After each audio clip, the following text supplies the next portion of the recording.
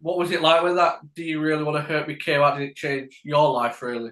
All of our lives. It absolutely, and although we'd been working on it for quite some time, and the timeline, and we were out on tour when it happened, it people say it changes your life overnight. It was the Top of the Pops appearance that changed it. Once they were on Top of the Pops, and I had a feeling once they were on Top of the Pops it would be different, and they did Top of the Pops, and the very next day everyone was talking about that band, and it went from just outside the top 30, I'm around 34, 36, can't remember exactly, up and up and up, and eventually became number one.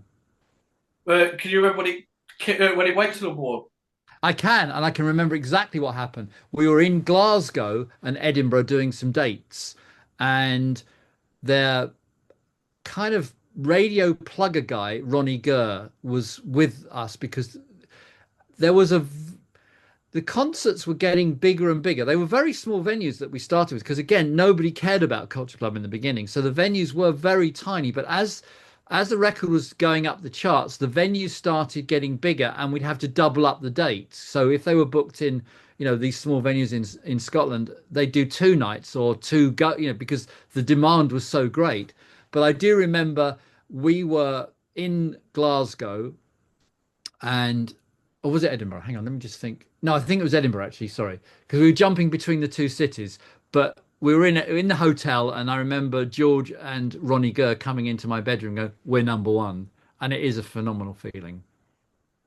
Yeah, it must be crazy, especially back then when the Mm. charts meant so much. Like you say, Top of the Pops as well. And also, the record sales back then were phenomenal. I mean, a band would be so happy to have a quarter of what we sold. A record then sold quite a lot of units. You'd be so lucky to sell that many today.